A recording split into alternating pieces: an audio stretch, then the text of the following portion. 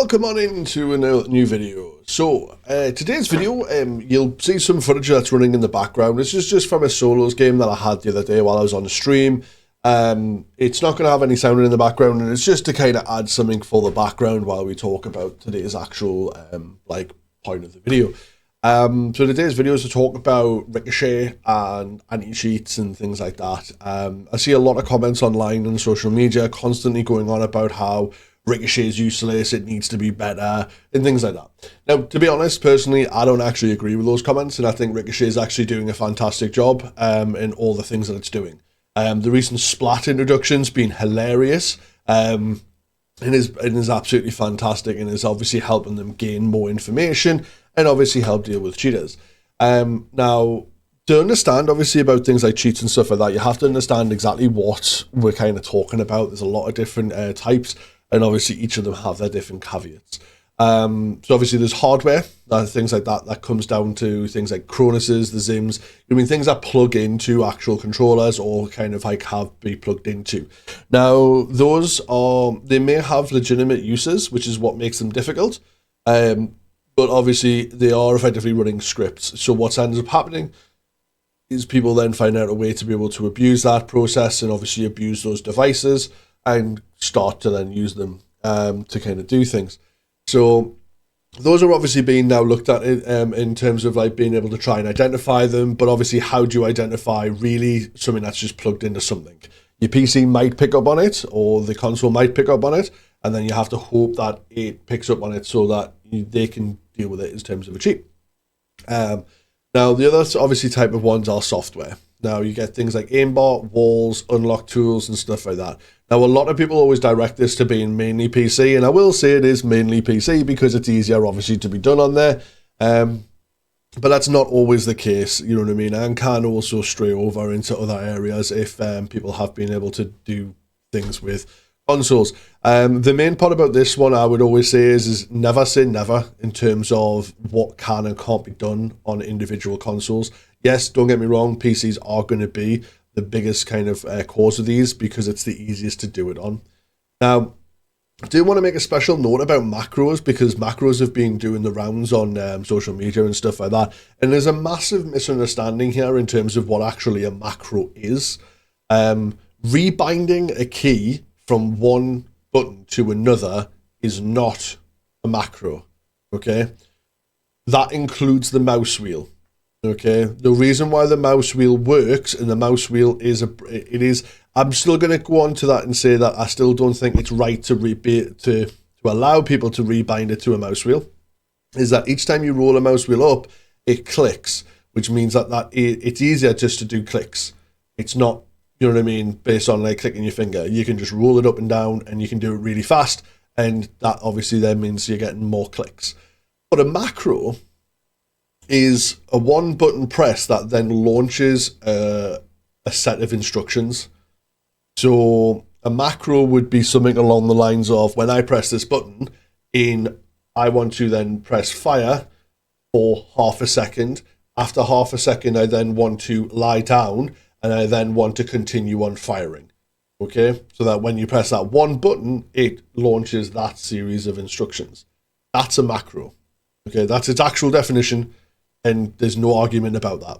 That is a macro, right? Rebinding keys from one to another, if you're just doing reload to reload, is not. Regardless if it gives you an advantage or not, okay?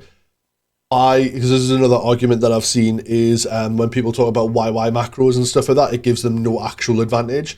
But it does, because if you want to do that flare, you would have to do YY. If you have a macro that's doing that for you, you are getting an advantage by not having to press YY yourself. Okay? So regardless if it's an actual advantage over players or not, it is still an advantage. And this is the same with other ones that I've seen, like silent shot macros and stuff like that. It still is an advantage. Okay? If you're running macros and you're constantly being shadow banned, it'll be Y. Because the Ricochet will be picking up on the fact that you are doing a series of instructions perfectly, exactly the same timings every single time you do it. Okay, there's no variations, there's no differences, it's been perfectly executed every single time. Now, I just want to explain, obviously, in regards to about like Ricochet and stuff like that, because it is doing a fantastic job in what it is. Now, when it comes down to anti-cheats and cheats and stuff like that, an anti-cheat is a particular wall, and it is a challenge for cheaters to get past it. But it is always in their benefit to do so. Okay. Now, an example of this was when I was younger. The PlayStation 2 was getting brought out when it was being launched. It was being launched as being unhackable, unchippable at the time, and if you did try and chip it, it would brick the actual console and it wouldn't work. And I remember asking someone who actually did do like modded games and stuff like that at the time of why they would bother doing it then, and he said that he knew people who already had 20 to 30 of these consoles on order, so that the day that it came out, they could start working on it and try and do it. Even if they bricked and broke 25 of them, okay, costing hundreds of pounds, thousands of pounds at the time, you know what I mean, it would still be worth it, because then you have the process of how to break it. And people will pay for that process, and you know what I mean, either to have it done or to pay to have the process themselves so that they can then do it as a business. And it's the same with these cheat companies. Okay? You bring out a new anti-cheat that stops cheats. It's just a challenge for someone to break it, and the moment they break it, these companies will pay an absolute fortune to get it. Okay? Now, when we talk about money, I'm going to throw some figures at you just so you can understand what I'm kind of talking about here. So, Warzone announced that since November they've gone through and they've blocked, you know what I mean, and permabanned 24,000 accounts. Okay. Now, just looking at like the software side of things, so like aimbot walls and stuff like that, the company Engine Owning, okay, one of the biggest companies out there, you know what I mean, in terms of like these cheats and stuff like that. Just if we look at the idea that it was 24,000 of those accounts, okay, a 3-day subscription to their product is €5, which works out to be £4.50 or works out to be $5.50. Okay, that's just for 3 days. If we then scale up, okay, those 24,000 accounts, which works out to be £108,000 just for those 3 days, but we scale that up to a year, that's like £13 million a year. And we're just talking about the accounts that got caught. Okay. So obviously there's going to be a lot of variance on there because I can't guarantee that it is definitely coming from that source. It could be hardware bans and stuff like that, and so on and that. But we're just talking about rough figures and estimations. But I know that I've also seen figures elsewhere that there's a potential of like just engine owning accounts that there could be anywhere up to 500,000 accounts. So now you start to understand the sheer level of cost of research and you know what I mean, development and stuff like that these companies are probably spending, and that you're expecting an anti-cheat to be able to fight off perfectly and not and hold them responsible every single time. Okay, really the only way that we're going to move forward is cheating, in my eyes, is we're going to have to do some clear divisions here. So it's not just on the companies, it's also on you as a player. If you're cheating, then it's on you. And personally, I believe that we need to do some reinforcements on both sides. Okay, with the companies, I think it shouldn't just be about monetary penalties. I think the files and the processes need to be made clear to Activision so that they can introduce those into the anti-cheat and therefore close potentially loops and you know what I mean, like exploits that are there, and start working towards those, as well as bigger penalties. They shouldn't just be getting away with small penalties. I think the last one I saw was an undisclosed figure, but we're probably talking about several £1 million that was fined. But when they're making that money in a year, it needs to be a lot higher and a lot more money that needs to be fined in regards to it. Now, in regards to player base, okay, I feel that there needs to be some kind of way to be able to hardware ban or something like that. It's been spoken about before about doing these things, but I definitely think one of the first steps towards this is going to be enforcing two-factor authentication, and that means every single time you log into your Warzone account, not your multiplayer account or anything like that, but your Warzone account, because it's a free game, you have to have a text message sent to a registered phone number and use the code from that to be able to log in. Yes, there's going to be people who are going to have more than one phone. Yes, there's going to be people who are going to be able to use their mum's phone, their dad's phone, or whoever's phone, but it's not going to be as easy as being able to just continually create new accounts. okay? It's going to put some form of hindrance in there. Now, don't get me wrong. I've seen a lot of people talking as well about the anti-cheat, like a kernel level anti-cheat, okay? So currently at the moment, that is currently ran, there's a program called Vanguard that's currently done by Riot, which is a kernel level anti-cheat. It's been around in Valorant for quite a while, and when it was first coming out, it was touted as being unhackable.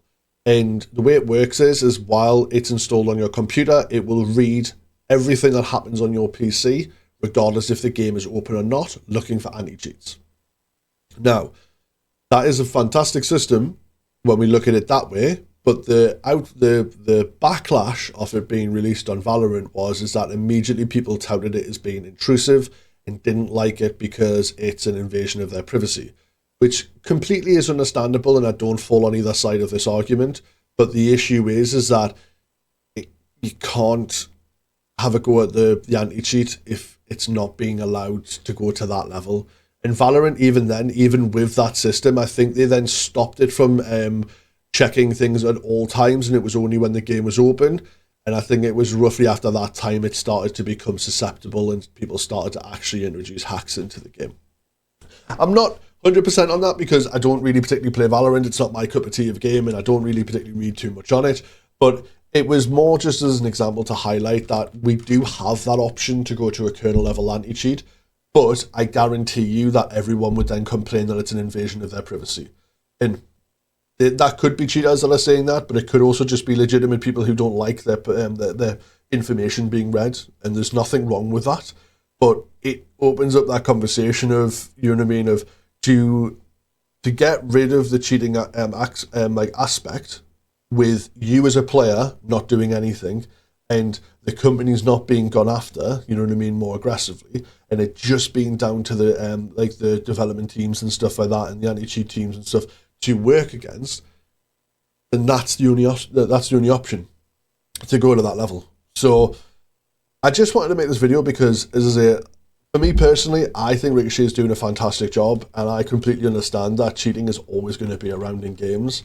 And I think what they've done so far is to be applauded. Not to be demonized or to kind of go after them as being the wrong parties. Stick it back to the people who are cheating and stick it back to the companies. That's who needs to have the hatred, as it were. But anyway, thank you very much everyone who's watched. If you have watched to the end, make sure you're subscribed and obviously like the video, because this one's one I've been thinking about for a while, and I hope people have enjoyed it, and I hope it's been maybe a little bit of an eye-opening kind of like a video in terms of what exactly you're saying when you're saying Ricochet is not that good. But anyway, thank you very much everyone. I'll catch you all later in a bit. Bye.